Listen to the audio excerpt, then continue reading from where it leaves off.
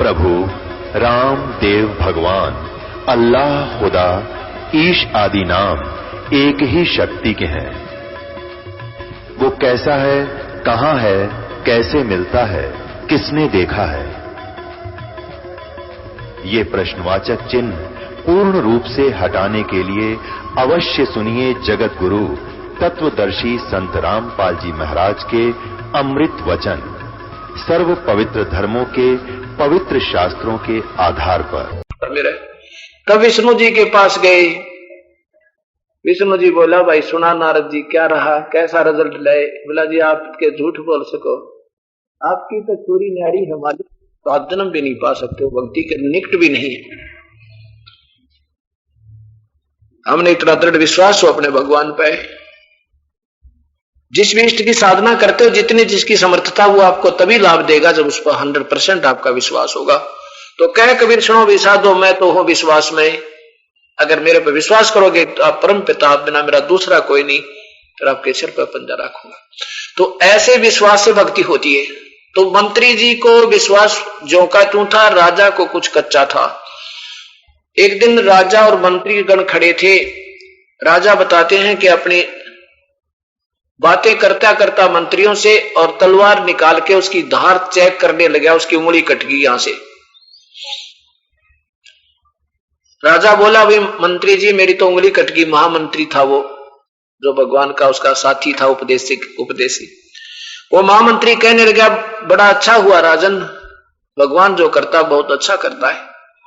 अब राजा को अभिमान भी होता है और साथ में दुख हो रहा, तो वो कहने लगा, भाई तू अच्छा आदमी, मेरी उंगली कट गई, तू कह बड़ा अच्छा हुआ। वो राजा बोला, इसको तो अंदर कर दो 6 महीने की, इसको तो कर दो, कैद में डाल दो, ये तो मेरा दुश्मन है, मेरी उंगली कटी, न्यू का बड़ा अच्छा हुआ।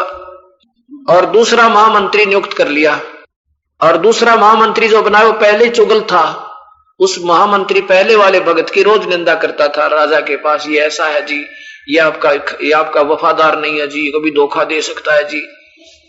राजा उसकी बात नहीं मानता था, ये भगत आदमी है, ये बड़ा अच्छा, कितना प्यारा है, ये वैसे कह रहा।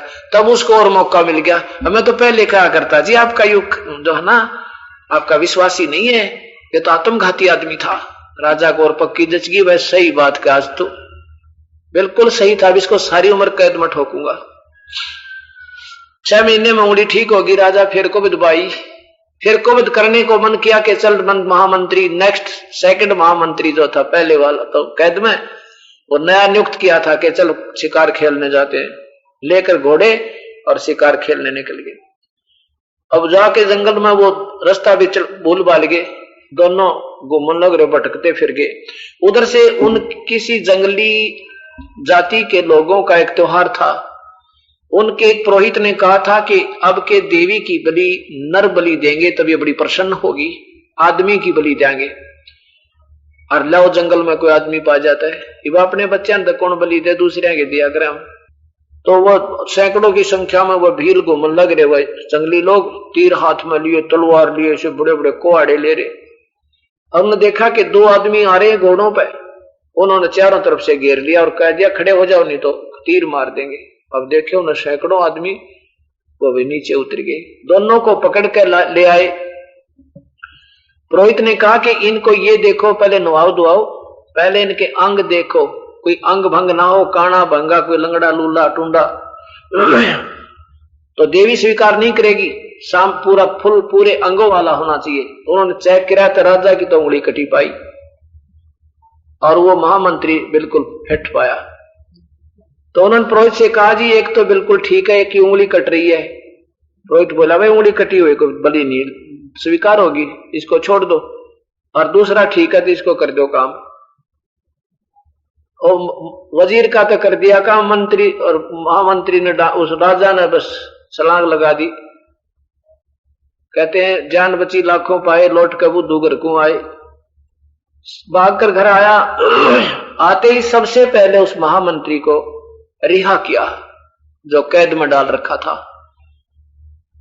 महामंत्री से कहा कि महामंत्री जी, आप उस दिन सही कह रहे थे कि मेरी उंगली कटी, ये बहुत अच्छा हुआ। अगर आज उस दिन मेरी उंगली नहीं कटती तो आज मेरी जान जाती और उस महामंत्री को तो उन्होंने बलि चढ़ा दिया जो मेरे साथ गया था। भाई मैंने तेरे को बड़ी गलत सजा दे दी महामंत्री जी, मुझे क्षमा कर दे, पर एक बात बता, चल मुझे मेरे लिए तो बहुत अच्छा हुआ, मेरी उंगली कट गई, आज मेरी जान बच गई, नहीं कटती तो आज मेरी मृत्यु थी, इसमें कोई शक नहीं। पर प्यारी आत्मा, भगत आत्मा, तेरे लिए क्या अच्छा हुआ, 6 महीने कैद काटी, मैंने घोर दुखी करे आपको। कहने लगा मेरे लिए और भी अच्छा हो गया, मेरे लिए अच्छा हुआ कि आज अगर मैं कैद में ना होता तो तेरे साथ होता और इस मंत्री की जगह आज मेरा कल्याण होता। इस 6 महीने की कैद ने और मेरे जीवन बख्श दिया। परमात्मा जो करता बस ठीक करता, ये हमारी भूल है। ये बिल्कुल सही है कि राज्य रमता राम की रजा धरे जो शीश, दास गरीब दरस परस तिस बैठे जगदीश। बोलो सतगुरुदेव की जय।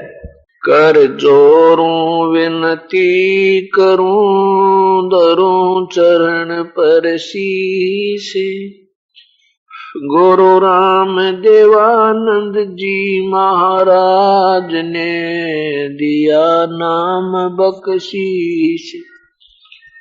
कोटि कोटि सिजदा करूं, कोटि कोटि प्रणाम, चरण कमल में राखियो मैं बांधी जाम गुलाम। मैं अपराधी जन्म का, नक्शक बड़े विकार, तुम दाता दुखे भंजना, मेरी करो संभार। जय इब कै सतगुरु मिले, सब दुख आखू रो, चरणा ऊपर शीश धरूं हूं, कहूं जो कहनी हो। अवगुण किए तो बहुत किए, करत न मानी हारे, बावे बंदा बख्श दियो, बावे गर्दन उतार। कबीर अवगुण मेरे बाप जी, बख्शो गरीब नवाजे, जो मैं पूत कपूत हूँ, बहुर पिता को लाज।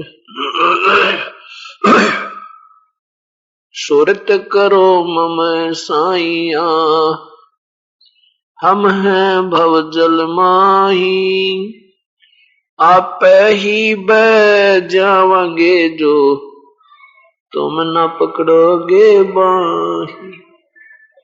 पूर्ण ब्रह्म कृपा निदान, सुन के सो करता रे, गरीब दास मुझ दीन की, रखियो बहुत संभारे। राम नाम रटते रहो, जब तक घट में प्राण, कब हो तो दीन दयाल के, बनक पड़ेगी कान। परमपिता परमात्मा पूर्ण ब्रह्म, सारी सृष्टि के रचनहार, कुल मालिक कबीर परमेश्वर की असीम कृपा से ये सभी पुण्यात्मा सत्संग के अंदर अपने आत्म कल्याण के लिए आ पाती हैं। जिन पुण्यात्माओं के बहुत ही ज्यादा शुभ संस्कार होते हैं, वे प्राणी ही परमात्मा की तड़फ करते हैं, उसकी तलाश करते हैं। और जब तक आत्मा को परमात्मा नहीं मिलेगा, तब तक इसकी तसल्ली नहीं हो सकती, ये संतुष्ट नहीं हो सकती।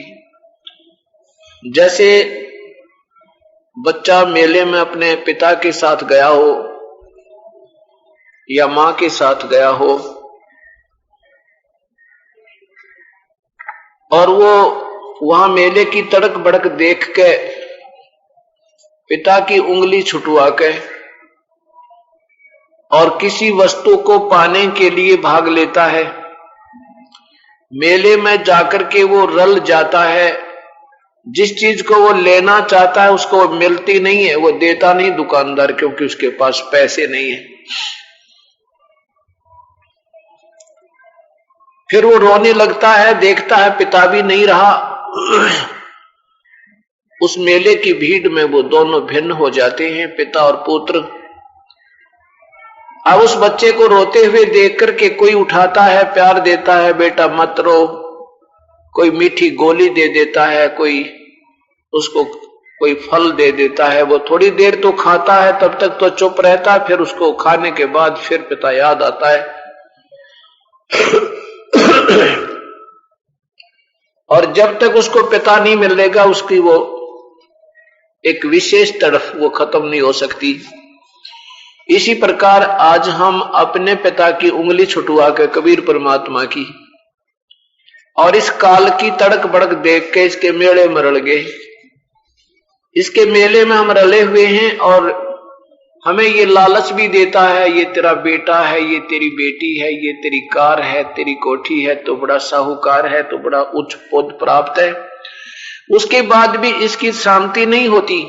जिनके पास पैसा नहीं है वो तो पैसा जोड़ने की तड़फ कर रहे हैं, और जब पैसा हो जाता है फिर इनके पास फिर और एक कसक बकाया फिर भी रहती है। चाहे कोई कितना ही अरबपति हो और चाहे कितना ही वो सेठ हो, कितनी सारी सुविधाएं आज उसको इस भौतिक संसार की भौतिक सुविधाएं उपलब्ध हों, लेकिन फिर भी वो संतुष्ट नहीं है, उसकी आत्मा प्रसन्न नहीं है।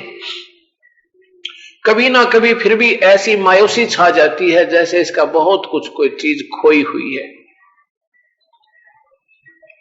इस प्रकार जब तक हमने अपने परमात्मा का साक्षात्कार नहीं होगा इस आत्मा को, और जब तक ये उस सुखदायी सतल पर नहीं पहुंच जाएगी जहां ये बिल्कुल सुख था, इसको कोई दुख ही नहीं था, कोई दुख नाम की वस्तु नहीं थी। अब इसको कोई सुख ही नहीं है, केवल दुख ही दुख है। अब यहां हमने सुख किसको मान रखा है कि जिसके पास कार देख ली, जिसकी बढ़िया कोठी देख ली, हमने उसको सुख उसको सुखी मान रखा है। नहीं, उसके अंदर झांक कर देखना वो कितना दुखी पाओगा, उसके ऊपर क्या समस्याएं का दौर पाओगा, और फिर आपको महसूस होगा कि ये भी सुखी नहीं।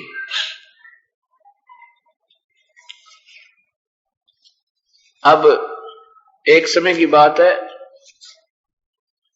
जब ये दास सर्विस किया करता था तो हमने सरकार के कुछ ईंटें खरीदनी थी। उसके लिए हम एक भट्ठे वाले के घर पे गए तो दिन के 12 बज रहे, जून का महीना। तो वहां उससे पता किया तो उसके बच्चे कहने लगे, उनकी पत्नी मिली, वो कहने लगी जी वो भट्ठे पे गए हैं। भट्ठा वहां से 15-20 किलोमीटर शहर से था। बढ़िया कोठी बना रखी, बहुत बढ़िया कूलर ला रखे, अच्छे पंखे, कमाल, खूब ठाठ हो रहे। हम भट्ठे पर गए तो वो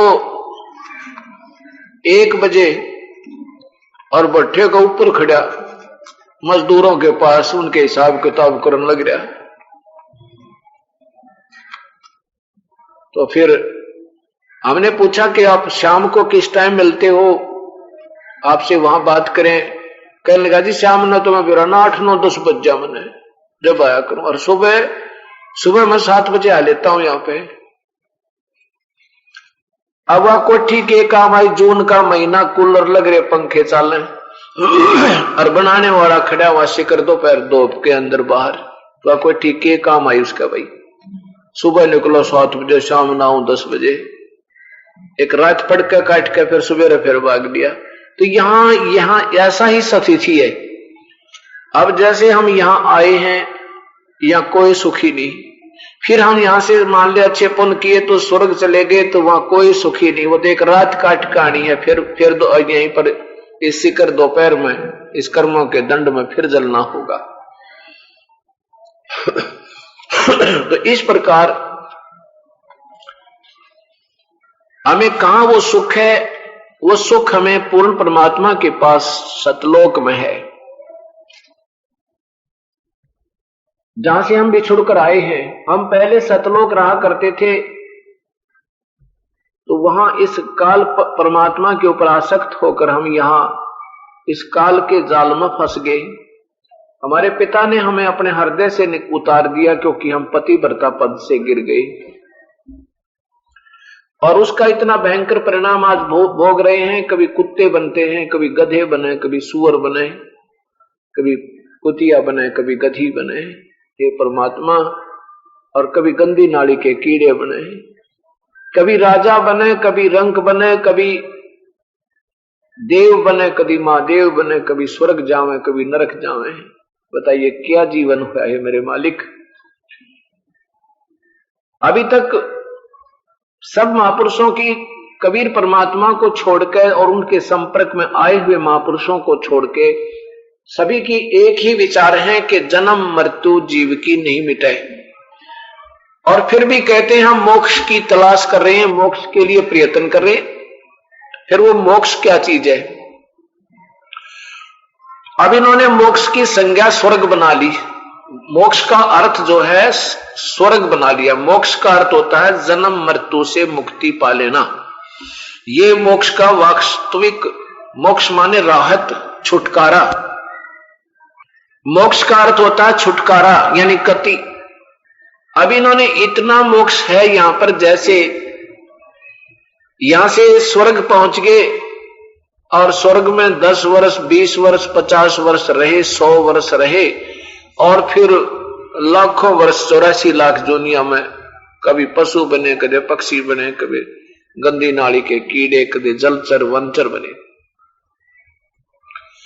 तो कहने का भाव ये है, तो इन्होंने उस स्वर्ग के पीरियड को थोड़ा सा जो मिलता है मलाई अपने कर्मों की, शुभ, वो भी अपने ही शुभ कर्मों की, उसको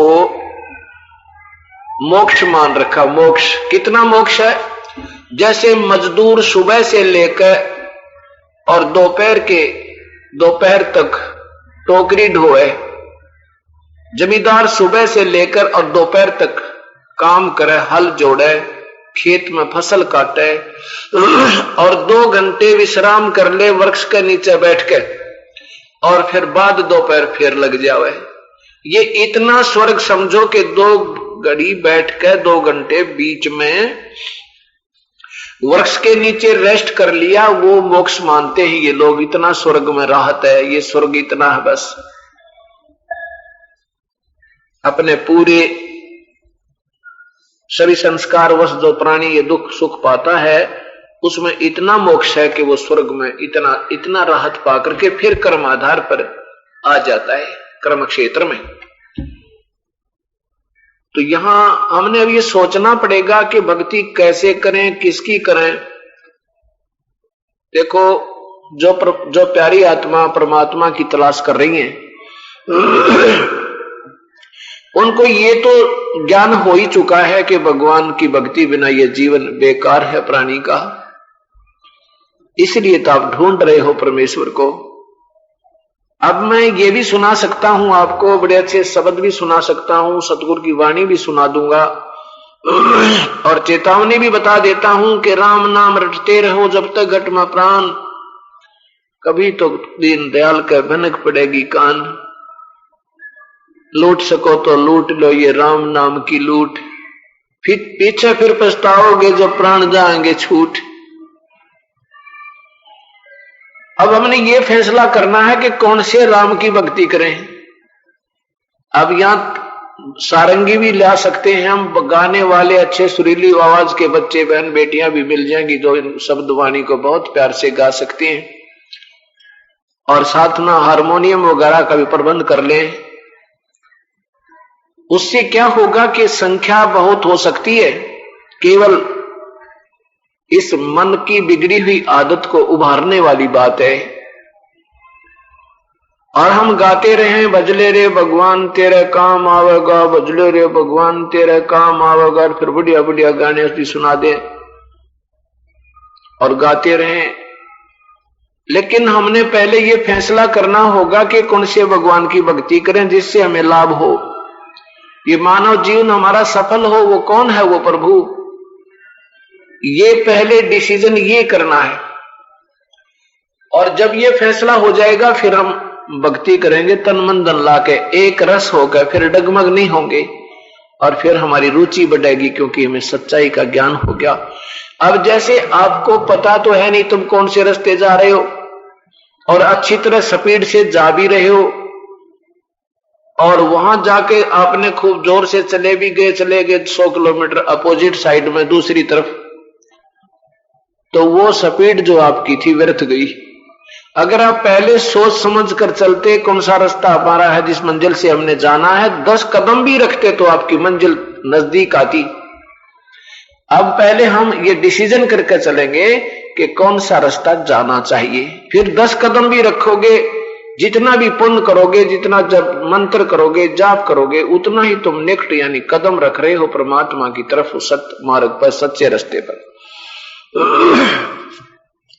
इसके लिए हमने ये सिलेक्ट करना है कि कौन से भगवान की भक्ति करें। अभी तक हमें ब्रह्मा विष्णु महेश के बारे में बताया गया था कि ये अजरो अमर हैं, सारी सृष्टि के रचनहार हैं, ये कुल मालिक हैं, लेकिन नहीं, अब इनकी जो हिस्ट्री शीट देखी अर्थात इनकी जीवन लीलाएं देखी भगवानों की, इनमें तो पाया ये तो इतनी पावर के नहीं है जितने हमें बताया गया था। ये केवल 3 लोग के एक विभाग के मंत्री है। जैसे एक प्रांत में एक मंत्री होता है, मिनिस्टर होता है, उसकी एक पावर, उसकी भी पावर होती है, लेकिन वो एक विभाग में ही उसकी पावर होती है और उससे ऊपर उससे सेकंड पावर, उससे तगड़ी पावर शक्ति जो होती है वो मुख्यमंत्री होता है।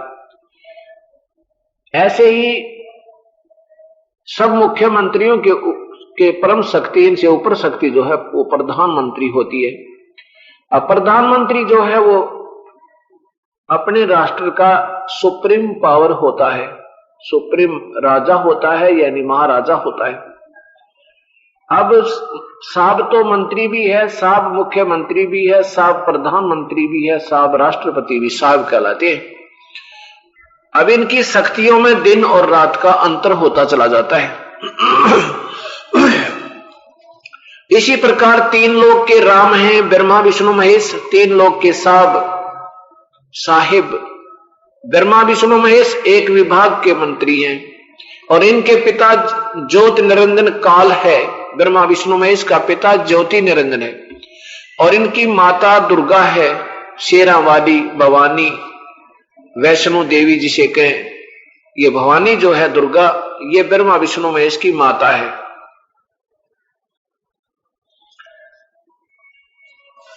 ये ब्रह्म जो है प्रत्येक ब्रह्मांड में 21 ब्रह्मांड इसके अंतर्गत आते हैं। 21 ब्रह्मांडों में ये प्रत्येक ब्रह्मांड में मुख्यमंत्री का रोल करता है और अपने पुत्र ब्रह्मा विष्णु महेश को ये एक विभाग का मंत्री प्रत्येक ब्रह्मांड में बना देता है। एक विभाग एक ब्रह्मांड में एक ब्रह्मा, एक विष्णु, एक शिव है। दूसरे ब्रह्मांड में इसके में ऐसे ही एक ब्रह्मा है, एक विष्णु, एक शिव, आत्मा दूसरी होती है। ऐसे ही 2-4 ब्रह्मांडों में अपनी सृष्टि रखता है, बाकी में प्रलय रखता है। 20 ब्रह्मांडों में से 21 में ये स्वयं रहता है। अब यहां देखना है कि हमारा जो रोग है वो जन्म और मृत्यु का है। जब तक हमारा जन्म और मृत्यु का रोग नहीं कटेगा तो हम कभी सुखी नहीं हो सकते। और जन्म और मृत्यु जैसा आपने देवी भागवत महापुराण भी दिखाऊंगा, उसमें ये स्वयं स्वीकार करते हैं ब्रह्मा विष्णु और महेश के हमारा तो जन्म और मृत्यु होता है, हम अजरो अमर नहीं है। ये देखिएगा देवी भागवत महापुराण, इसमें भगवान ब्रह्मा विष्णु शिव स्वयं स्वीकार करते हैं कि देवी से कहते हैं कि तू हमारी माता है, हम आपके पुत्र हैं और हम तो जन्म और मृत्यु के अंदर हैं, हम अजरो अमर नहीं है। तो इनके उपासक कैसे जन्म मरण से रहित यानी जन्म मृत्यु से रहित हो सकते हैं? कभी नहीं। अब ये कहां से प्रकाशित है? इनके अनुवादकर्ता कौन है, अनुवादक कौन है? हनुमान प्रसाद पोदार चिमन लाल गोस्वामी, और ये गीता प्रेस गोरखपुर से प्रकाशित है। इसके तीसरे स्कंद का थोड़ा सा अंश दिखाऊंगा, फिर जो नहीं विश्वास हो तो आप स्वयं खरीद कर इसको पढ़ सकते हो। ये देखिएगा तीसरा स्कंद, भगवान विष्णु जो है अपनी माता दुर्गा की महिमा गाते हुए आ रहे हैं इस तीसरे स्कंद में। तुम शुद्ध स्वरूपा हो, यह संसार तुम्ही से उद्भासित हो रहा है। मैं ब्रह्मा और शंकर हम सभी तुम्हारी कृपा से विद्यमान है। विष्णु जी बोल रहे हैं कि मैं ब्रह्मा और शंकर, विष्णु ब्रह्मा और शंकर हम सभी तुम्हारी कृपा से विद्यमान हैं। हमारा आविर्भाव मन जन्म और तिरोभाव में मृत्यु होता है। हमारा तो जन्म और मृत्यु होता है, केवल तुम ही नित्य हो, जगत जननी हो, प्रकृति और सनातनी देवी हो।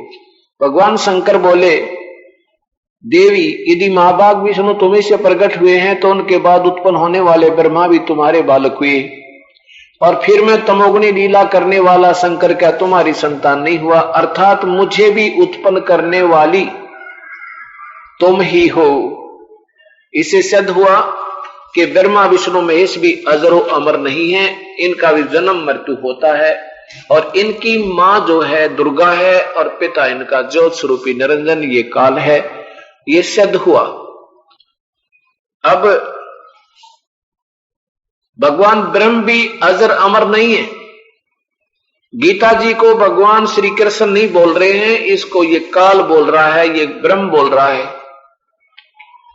अब देखिए गीता जी में गीता बोलने वाले भगवान ब्रह्म, ये काल ज्योत निरंजन, ये कहता है कि मेरे और तेरे अर्जुन बहुत जन्म हो चुके हैं, उन सबको तू नहीं जानता, मैं जानता हूं। अध्याय नंबर 5-4 का और ये श्लोक नंबर 5 देखो। अध्याय नंबर 4 ये 5 नंबर है। हे प्रणतम अर्जुन, मेरे और तेरे बहुत से जन्म हो चुके हैं, उन सबको तू नहीं जानता, मैं जानता हूं। तू नहीं जानता, मैं जानता हूं, अर्थात ये गीता बोलने वाला भगवान ब्रह्म भी जन्म मृत्यु में है, ये भी अविनाशी नहीं है।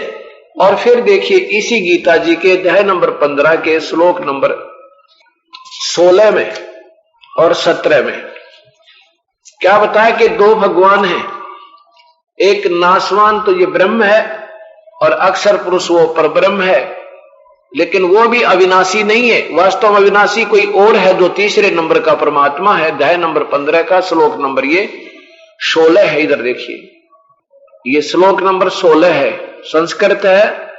द्वौ इमौ पुरुषौ लोके छर्च अक्षर एवं छर है सर्वाणी भूतानि कटुष्ट अक्षर उच्चते। इसका अर्थ है कि द्वि माने 2, इमौ माने इस पृथ्वी वाले लोक में, लोके माने लोक में, पुरुषौ माने भगवान है। कौन? क्षर और अक्षर। ये पुरुषौ जो है ये 2 के साथ लगेगा, क्षर पुरुष और अक्षर पुरुष, ये 2 भगवान हैं इस पृथ्वी वाले लोक में। और इसी प्रकार क्षर तो नाशवान ये ब्रह्म है, अक्षर कुछ अविनाशी इनका, इससे तगड़ा ये पर ब्रह्म है, कुछ अविनाशी है। और क्षर सर्वाणी भूतानी यानी सभी प्राणियों के नाश, सतुल शरीर तो नाशवान है और जीवात्मा अविनाशी कही जाती है। 2 स्थिति है इन 2 भगवानों के लोक में। एक तो ये नाशवान भगवान है ब्रह्म, ये स्वयं स्वीकार करता है गीता जी के 4थे अध्याय के 5वें श्लोक में कि मेरे और तेरे बहुत जन्म हो गए, अर्थात हम तुम तो जन्म मृत्यु के अंदर। और ये आगे प्रमाण मिल रहा है। फिर कहते हैं इससे कुछ तगड़ा, ये कुछ ज्यादा अविनाशी, कुछ स्थायी, ये परब्रह्म है। लेकिन अब तीसरा श्लोक, ये 17वां श्लोक स्पष्ट करता है कि ये दोनों भी अविनाशी नहीं, वो अविनाशी वास्तव में अविनाशी तो कोई और है। अब देखो यहां से इस संसार में नाशवान और अविनाशी भी ये 2 प्रकार के पुरुष हैं, या 2 भगवान लिखना था, ये 2 प्रकार के भगवान हैं। पुरुष माने भगवान, प्रथम अर्थ पुरुष का प्रभु होता है, और परमात्मा ने अपने जैसा स्वरूप इस मानव को दिया है, इसलिए इसको भी पुरुष कहते हैं। लेकिन जहां पर ये परमात्मा की महिमा चलती है तो ये पुरुष शब्द भगवान का बोधक है। पुरुष माने परमात्मा है। और इसी प्रकार इसकी इन दोनों ही भगवानों के लोकों में ये प्राणी जो सथुल शरीर तो इनका नाशवान है, जीवात्मा अविनाशी है। सीधा साधा मृत्यु नहीं रुकती क्योंकि ये नाशवान है, और नाशवान की शरण में जाने से हम कभी अविनाशी नहीं हो सकते, अविनाशी पद प्राप्त नहीं कर सकते। उत्तम पुरुषत्व अन्य, वास्तव में भगवान, सही भगवान पुरुषोत्तम तो कोई और है। उत्तम पुरुष यानी वास्तव में सच्चा भगवान, उत्तम सबसे श्रेष्ठ परमात्मा तो इन दोनों से भी अन्य है। परमात्मा इति उदाहरते उसे भगवान कहा जाता है। यही ये माने जो तीनों लोकों में प्रवेश करके है, लोक त्रयमेव अविश्य विभर्ति अवय ईश्वर, वो अविनाशी परमात्मा और वही तीनों लोकों में प्रवेश करके सबका धारण पोषण करता है। उत्तम पुरुष तो अन्य ही है या भगवान लिखना था। उत्तम भगवान तो इन दोनों से भी न्यारा है, जो तीनों लोकों में प्रवेश करके सबका धारण पोषण करता है एवं अविनाशी परमेश्वर परमात्मा इस प्रकार कहा गया है। अब क्या सिद्ध हुआ? अभी तक ये सिद्ध हो गया कि ये दो भगवान, एक तो ब्रह्मा विष्णु महेश भी नाशवान है, स्वयं स्वीकार कर रहे, और क्षर पुरुष भी नाशवान है, ये स्वयं कहता है। इसका नाम ही क्षर पुरुष ब्रह्म ज्योति निरंजन गीता बोल रहा है श्री कृष्ण में प्रवेश करके। वो कहता है कि तेरे और मेरे अर्जुन बहुत जन्म हो चुके हैं, इसलिए वो भी जन्म मृत्यु में। अब ये गीता जी में बताया जा रहा है कि वो अक्षर पुरुष होता अविनाशी भगवान। ये कितना अक्षर है? जैसे एक तो मिट्टी का कप हो चाय पीने वाला, और एक लोहे स्टील का कप हो, तो मिट्टी वाले कप चीनी वाले कप की तुलना में स्टील का कप अविनाशी नजर आता, लेकिन वास्तव में अविनाशी नहीं है, क्योंकि उसको जंग लगेगा, उसका विनाश होगा, मिट्टी होगी, पर समय बहुत लगेगा, इसलिए उसको भी स्थायी कहा है। लेकिन वास्तव में सोना जो मेटल है, जो धातु है, वो वास्तव में अविनाशी। ऐसे वो तीसरे नंबर का परमात्मा पूर्ण ब्रह्म सतपुरुष अकाल मूर्त सब स्वरूपी राम, वो अविनाशी है और उसी वही सब का कुल मालिक है। उसी से वो सब तीनों लोकों में प्रवेश करके सबका धारण पोषण वही करता है। अब 15वें अध्याय को देखिएगा आप गीता जी के गीता जी के 15वें अध्याय से पहले आप इसको देखिएगा। एक एग्जाम्पल है, फॉर एग्जाम्पल जिसे कहते हैं। क्या है कि ये इसका अर्थ ये बनता है आज से, ये है 15वें अध्याय का, कि ये उल्टा लटका हुआ संसार रूपी वृक्ष है। उल्टा लटका हुआ संसार रूपी वृक्ष है। ऊपर को जड़ तो पूर्ण परमात्मा है जो तीनों लोकों में प्रवेश कर, यानी यहां से खुराक चलती है, सबका पालन पोषण ये जड़ ही करती है। अब कबीर परमात्मा इसी 15वें अध्याय को एक श्लोक में कह देते हैं। क्या कहते हैं? अक्षर पुरुष एक पेड़ है, निरंजन वागी डारे, ये तीनों देवा शाखा हैं, पात रूप संसारे। ये परमात्मा क्योंकि कबीर परमात्मा अपने द्वारा रची हुई सृष्टि को आप ही बताता है, ना कोई नहीं बता सकता उसके रचे हुए ब्रह्मांडों को। अब देखो, जो जड़ से ऊपर दिखाई देता है वो पेड़ कहलाता है, मिट्टी से बाहर जो दिखाई देता है वो पेड़ कहलाता है, और उससे नीचे जड़ होती है उस पेड़ की। जड़ तो ये पूर्ण परमात्मा है, उससे आगे जो तुरंत जमीन से बाहर दिखाई देता वो तना कहलाता है। उसको समझो अक्षर पुरुष समझो, अक्षर पुरुष ये परब्रह्म समझो। और उससे फिर एक मोटी डाल निकली है, वैसे तो ऐसी ऐसी बहुत डालें होती हैं, उनमें से एक मानो एक मोटी डाल जो है वो ये क्षर पुरुष, ये ब्रह्म ज्योति निरंजन है। ये परब्रह्म है, ये ब्रह्म है, पूर्ण ब्रह्म गुप्त है, वो जड़ है, वो दिखाई नहीं दे रहा आपको। ये तो पूर्ण ब्रह्म है, ये परब्रह्म है, ये ब्रह्म है क्षर पुरुष, ये डार ज्योति निरंजन। इसके 3 बेटे हैं, 3 शाखा इसकी, रजगुण ब्रह्मा, सतगुण विष्णु, तमगुण शिवजी। ये 3 शाखाएं और आगे हम इनसे आगे हम लटके हुए हैं। तो अब पूर्ण परमात्मा कौन है? ये कबीर परमात्मा है, ये पूर्ण ब्रह्म है, इसे काल मूर्त सब स्वरूपी राम सतपुरुष, यही वो पूर्ण ब्रह्म है, ये परमात्मा है। अब गीता जी का 15वें अध्याय का 1, 2 और 3, 4 श्लोक आप सुनकर, और जिन्होंने अभी तक ये ज्ञान नहीं सुना है तो आप बड़े आश्चर्य में पड़ोगे, परमात्मा ये तो सच्चाई यही है। अब इसमें बताया कि ऊपर को मूल परमात्मा तो जड़ है। क्या लिखा है कि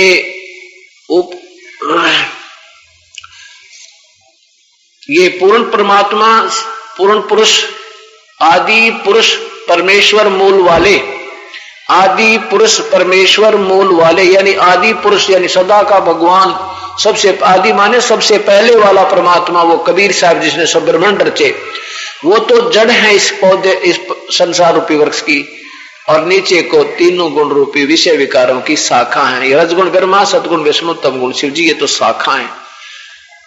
तो अब देखना कि हमने जड़ की पूजा करनी है, ना कि तनों की, ना टानी की, ना डार की। अब ये भगवान जो गीता बोल रहा है, ये ब्रह्म बोल रहा है, काल बोल रहा है। देखिएगा गीता जी, ये पवित्र शास्त्र गीता जी, अध्याय नंबर 15, पंचदशो अध्याय, अथ पंचदशो अध्याय।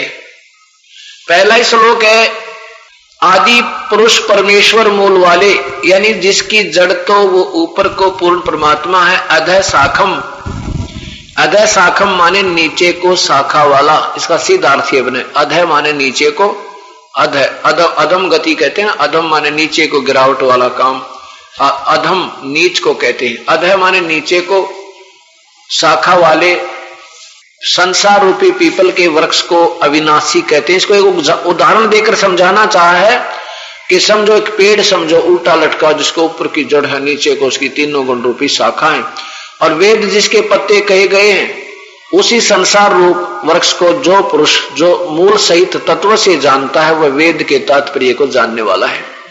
अब ये भी स्पष्ट कर दिया कि जो इस पूरे ब्रह्मांडों को जड़ कौन है, तना क्या है, डार कौन है, टहनी कौन है, पत्ते क्या है, ऐसा कोई संत जानता है तो वो समझो तत्वदर्शी संत है। वो तत्व से जानता, वो वेद के तात्पर्य को जानने वाला है, वो तत्वदर्शी संत है। अब गीता बोलने वाला भगवान कह रहा है कि अर्जुन, उस परमात्मा के बारे में मैं पूर्ण जानकारी तुझे नहीं दे सकता, उसके लिए तो उन सत्संग को सुनो, उन संतों के सत्संग को सुनो जो परम तत्व के जानने वाले हैं। अध्याय नंबर 4 का और श्लोक नंबर देखिएगा 34। उस ज्ञान को तू तत्वदर्शी ज्ञानियों के पास जाकर समझ, उनको भली भांति दंडवत प्रणाम करने से, उनकी सेवा करने से और कपट छोड़कर सरलता पूर्वक प्रश्न करने से वे परमात्म तत्व को भली भांति जानने वाले ज्ञानी महात्मा तुझे तत्व ज्ञान का उपदेश करेंगे। अब देखो कितना स्पष्ट क्या भगवान कहता है कि मैं नहीं जानता उस परमात्मा के बारे में पूरी जानकारी, वो तो कोई संत है, वो ढूंढ ले भाई, और वो तत्वदर्शी संत। और तत्वदर्शी संत है कौन, ये भी संकेत कर दिया इस 15वें अध्याय के प्रथम श्लोक में, कि जो इस संसार रूपी वृक्ष को ऊपर, जो जिसकी पूर्ण परमात्मा जड़ रूप है और तीनों गुण रूपी नीचे शाखा है, और वेद आदि जिसके पत्ते कहे गए हैं, उस संसार वृक्ष को जो व्यक्ति मूल से लेकर, जड़ से लेकर और सारे को तत्व से जानता है, वह वेद के तात्पर्य का जानने वाला, अर्थात वो तत्वदर्शी संत है। ये भी प्रमाण कर दिया कि वो है तत्वदर्शी संत, और वो संत तुझे मिल जा, फिर उसको दंडवत प्रणाम करना, चरणों में गिर जाना, उनसे नम्रता पूर्वक अपने कल्याण का मार्ग पूछना और फिर उसकी भक्ति करना। अब दूसरे शब्द देखिए, दूसरे में गीता अध्याय नंबर 15 का श्लोक नंबर 2। उस संसार वृक्ष की तीनों गुण रूप रजगुण ब्रह्मा, सतगुण विष्णु, तमगुण शिवजी, रूप गुण, ये तीनों गुण है, रजगुण ब्रह्मा है, सतगुण विष्णु, तमगुण शिवजी। अब इससे पहले थोड़ा सा और विश्वास आपका दृढ़ करना पड़ेगा कि ये रजगुण ब्रह्मा है, सतगुण विष्णु, तमगुण शिवजी, नहीं तो आप फिर विचलित हो जाओगे। ये देवी भागवत महापुराण, इसमें देखिएगा स्वयं भगवान शंकर स्वीकार करते हैं कि तुम, हे माता देवी अपनी मां से कह रहे हैं कि आपने मुझे तमोगुण क्यों बना दिया, विष्णु जी को सतोगुण किस लिए बनाया।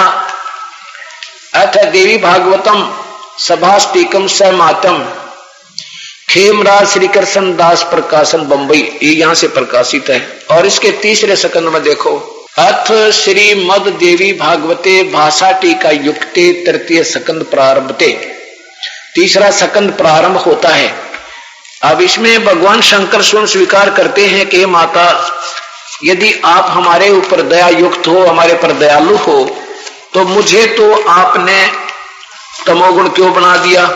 7वां श्लोक समाप्त होता है, ये 8वां यहां से प्रारंभ होता है। हे माता, यदि हमारे ऊपर आप सदा दया युक्त हो, तो हमको यानी मुझको तमोगुण किस प्रकार प्रदान किया है, ब्रह्मा को रजोगुण और हरि यानी विष्णु को सतोगुण क्यों बना दिया। फिर देखो अध्याय नंबर 7 का समाप्त हुआ, ये 8वां प्रारंभ होता है। हे माता, यदि हमारे ऊपर सदा आप दया युक्त हो तो हमको तमोगुण में किस प्रकार प्रदान किया, ब्रह्मा रजोगुण और हरि सतगुण। अब संस्कृत भी देखो, ये संस्कृत सहित है। ये 7वां समाप्त हुआ और 8वां प्रारंभ हुआ। यदि दया धर्मना न सदाम्बिके कथम अहम विहित च। शंकर जी कहते हैं मुझे अहम माने मुझे तमोगुण क्यों बना दिया, विहित तमोगुण क्यों बनाया। कमल जय, कमल से उत्पन्न होने वाले ब्रह्मा को रजोगुण संभव रजोगुण क्यों बना दिया। और सुहित किमु, और क्यों सुहित माने बना दिया सतोगुण विष्णु हरि, विष्णु को तूने सतोगुण क्यों बना दिया। अब इसे सिद्ध हो गया कि रजगुण ब्रह्मा है, सतगुण विष्णु, तमगुण शिव जी। क्योंकि अभी शास्त्र को समझने में आपको ज्यादा दिक्कत नहीं आएगी, नहीं तो ये अनजानपने में, क्योंकि ये नया ज्ञान है, सत्य ज्ञान है, इसमें ये प्राणी अब ठोड़ अटकेगा ये दिमाग। और पहले चाहे कोई कुछ भी बता रहा था, हमें कोई परवाह नहीं थी, सत्य मान लेते थे, जो कह रहा सत्य है। और अब सत्य को भी सत्य मानने में थोड़ी सी दिक्कत आएगी। अब देखियो इसमें शिव पुराण भी देख लीजिए। इस शिव पुराण में आपको दिखाते हैं कि तीनों देवताओं में गुण है, ब्रह्मा विष्णु महेश तो गुण युक्त है। और ये काल, क्योंकि ये काल जो है ये इनका पिता है शिव, ये त्रिलोकीय शिव का चित्र आप देख रहे हो। और इसका पिता भी महाशिव रूप में रहता है, इनका पिता ब्रह्मा विष्णु महेश का। ये देखो अंदर से कहां से प्रकाशित है, इनका कौन अनुवाद करता है। ये है संपादक हनुमान प्रसाद पोदार, और इनके पीछे मुद्रक हैं गीता प्रेस गोरखपुर। अब इसमें ये स्वयं स्वीकार करते हैं कि तीनों देवताओं में तो गुण हैं। ये देखो 9वें अध्याय का, ये 9वां अध्याय है, ये ऊपर वाला, ये एंड में लिखा है 9वां अध्याय आखिर में। इस प्रकार ब्रह्मा विष्णु और रुद्र इन तीनों देवताओं में गुण हैं। रजगुण ब्रह्मा है, सतगुण विष्णु, तमगुण शिव जी, परंतु शिव गुणातीत माने गए हैं। ये चौथा कौन हो गया फिर? तीन तो ये है, तीनों देवताओं में गुण है, ब्रह्मा विष्णु और रुद्र इन तीनों देवताओं में गुण है, परंतु शिव गुणातीत माने गए हैं। ये शिव कौन है? ये काल है, सदाशिव रूप में, महाशिव रूप में, ये रोल करता रहता है। ये सिद्ध हो गया कि ब्रह्मा विष्णु महेश, रजगुण ब्रह्मा है, सतगुण विष्णु है, तमगुण शिव जी। अब यहां से फिर आगे गीता जी समझ में आओगी।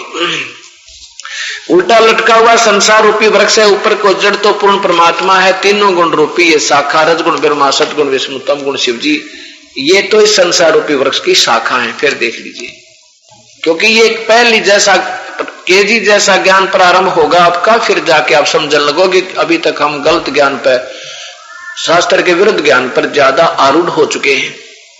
अब ऊपर को जड़ तो ये पूर्ण परमात्मा है, अक्षर पुरुष एक पेड़ है, इससे आगे ये पेड़ कहलाता है।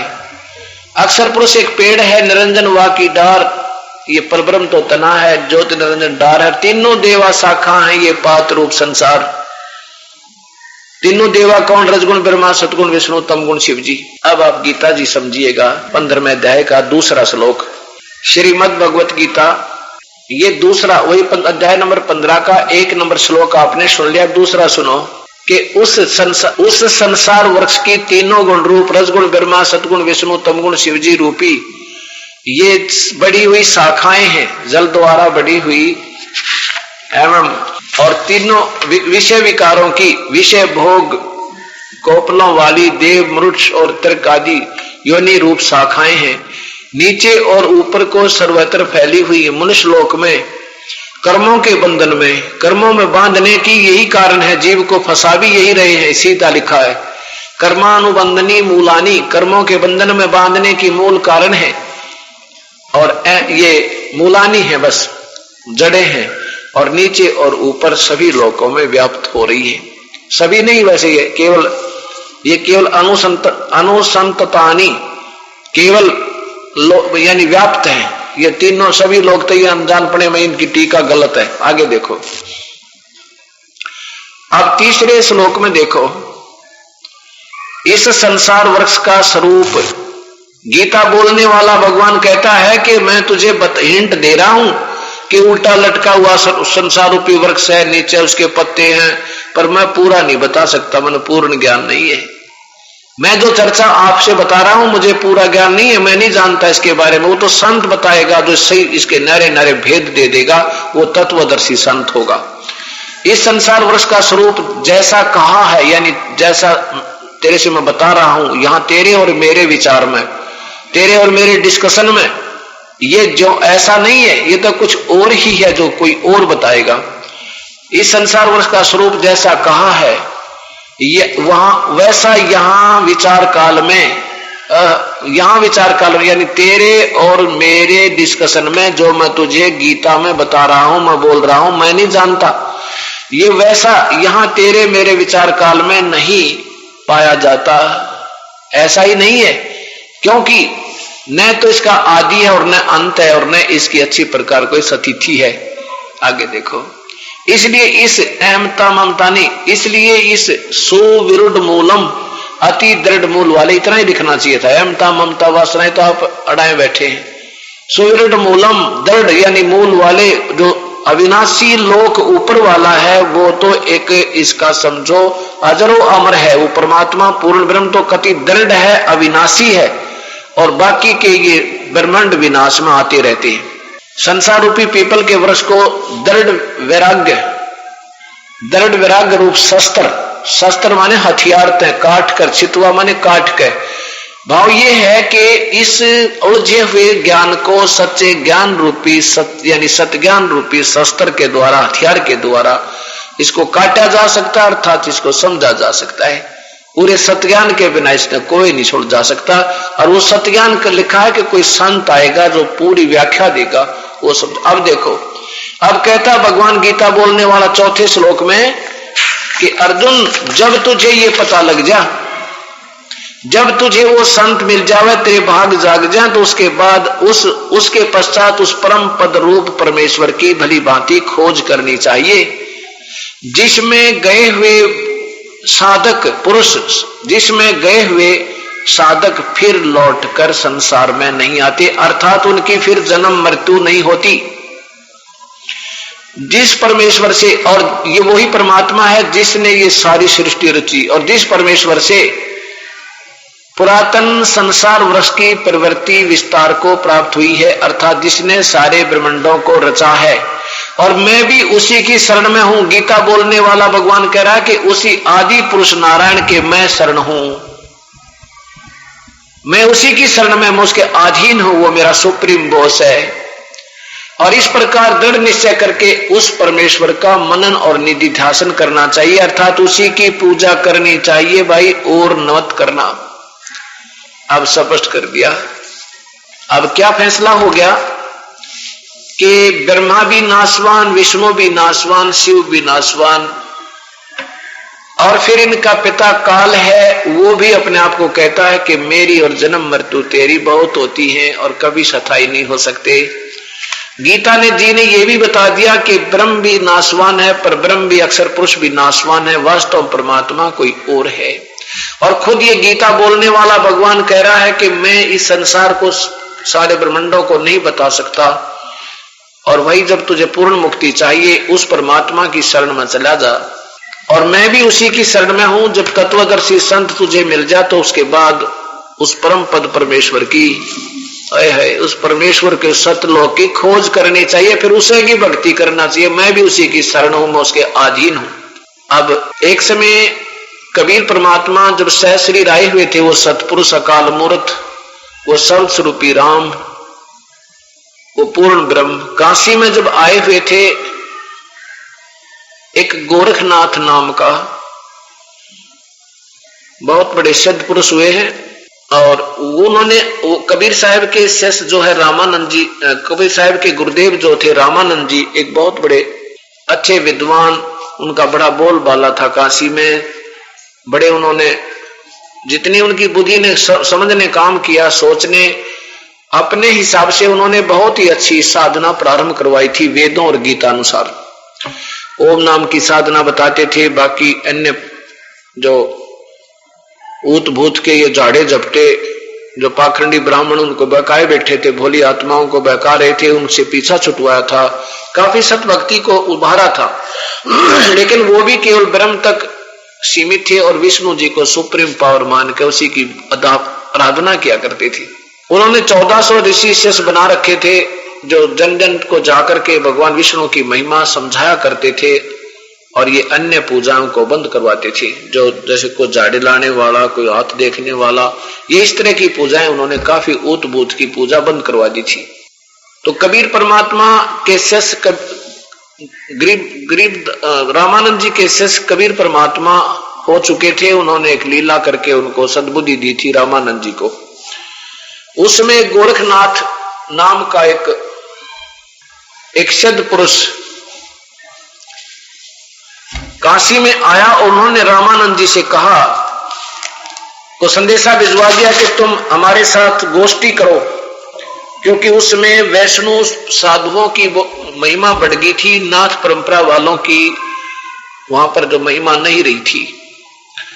तो ऐसे वो अपने नाथ परंपरा को बढ़ावा देने के लिए गोरखनाथ जी आए थे।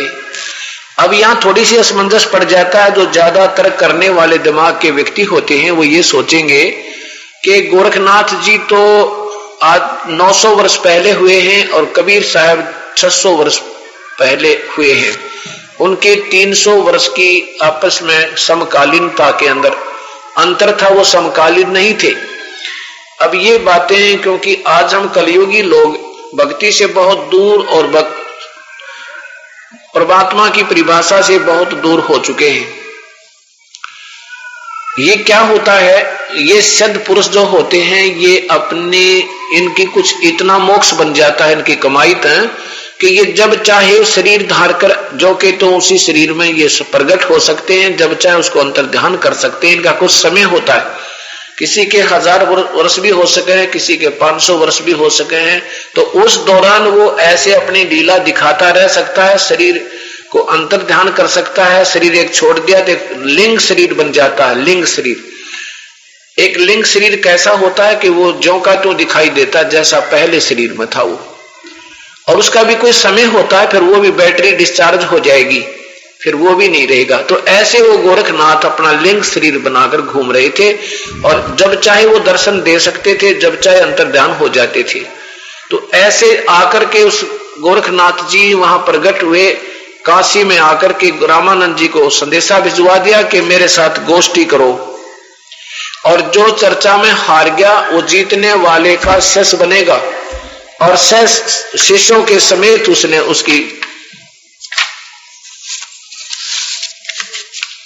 शिष्यों के समेत उसने अपनी हार मान करके और सब शिष्यों समेत उसका शिष्य बनना पड़ेगा। अब रामानंद जी ने जब ये खबर सुनी तो वो घबरा गए। उन्होंने सोचा भाई ये तो बड़े सिद्ध पुरुष हैं और लोग तो इनकी ड्रामेबाजी ने देख कर, इनकी सिद्धि को देख करके इनको विजयी घोषित कर देगी और हमारी हार निश्चित है। ये सोचकर उन्होंने सभी अपने अनुयायियों से कह दिया था कि तुम अपने ये तिलक तलक मत लगाना, आज कोई पहचान ना ले तुमने। कबीर साहब को जो पता चला तो उसने कहा कि स्वामी जी, और वैसे तो आप जानी जान है, जैसे करोगे वैसे ही कर लेंगे, कृपा आप, अगर आपकी आज्ञा हो तो चलना चाहिए। हमने हार जीत तो होती रहती है और संत हार जीत नहीं मानते।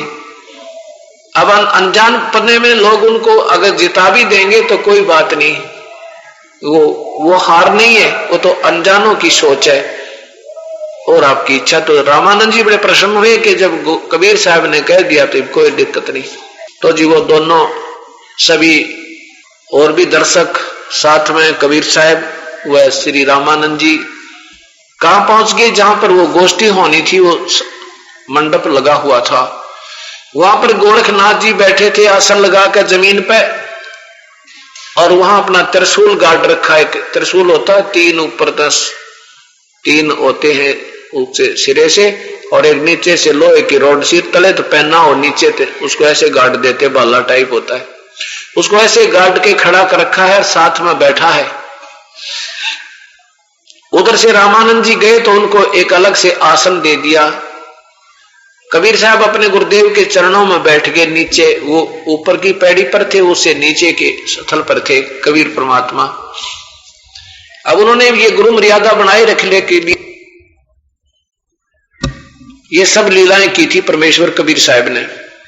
तो जो ही रामानंद जी ने कहा कि उसने गोरखनाथ जी ने कहा रामानंद जी से कि रामानंद मेरे साथ गोष्ठी करो, चर्चा करो मेरे साथ। तो कबीर साहब खड़े हुए, वो छोटी सी उम्र के बालक रूप में थे परमात्मा, उसमें अपने शरीर दिखा रहे थे बालकपन का। कबीर साहब खड़े हुए और कहा स्वामी नाथ जी पहले मेरे साथ चर्चा करो, पीछे मेरे गुरु जी से बात करो। अब गोरखनाथ कहने लगा कबीर तू कब से सन्यासी बन गया, कब से तू वैष्णव बन गया, कल का बालक और गोष्ठी करेगा तू गोरखनाथ से, तेरी क्या उम्र है, तू कौन है, कहां से आया है। अब गोरखनाथ कबीर साहब बोले अगर नाथ जी अगर मेरी उम्र पूछा है तो तुझे उम्र बताता हूं, और मैं कब से ये सन्यासी बना हूं वो भी बताता हूं। कब से भये बैरागी कबीर जी, कब से भये बैरागी। गोरखनाथ जी ने प्रश्न किया। परमात्मा उत्तर देते हैं कबीर साहब, दो कार आद का मेला, नहीं गुरु नहीं था चेला, तब का तो हम योग उपास्या, तब का फिरूं अकेला। परमात्मा कहते हैं कि बताता हूं मैं कौन कितनी उम्र का है मेरा, मैं कब से बैरागी बन गया हूं। धरती नहीं जब का टीका दीना, ब्रह्मा नहीं जब का धरती नहीं जद की टोपी दीना, ब्रह्मा नहीं जद का टीका, शिव शंकर से योगी ना थे, तब का झोली सिक्का। वो दिन कबीर साहब भी तिलक ला के वैष्णव साधु बनकर जा रहे थे, ऊपर टोपी, गले में माला और हाथ में फावड़ी ले रहे थे, जो पूरा डट कर गए थे बनावटी।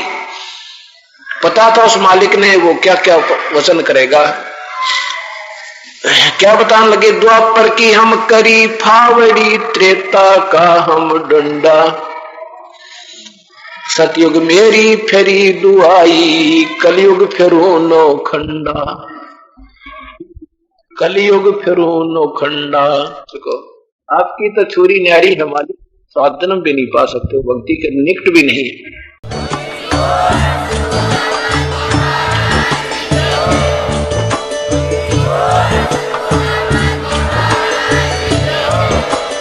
आप सुन रहे थे जगत गुरु तत्वदर्शी संत रामपाल जी महाराज जी के मंगल प्रवचन। अधिक जानकारी के लिए विजिट कीजिए हमारी वेबसाइट www.jagatgururampalji.org। संत रामपाल जी महाराज जी के शुभ आशीर्वाद से पूरे विश्व भर में 500 से भी ज्यादा नाम दीक्षा केंद्र हैं, जिन पर संत रामपाल जी महाराज जी द्वारा ऑनलाइन निःशुल्क नाम दीक्षा दी जा रही है। अपने नजदीकी नाम दीक्षा केंद्र का पता करने के लिए संपर्क करें 8222880541।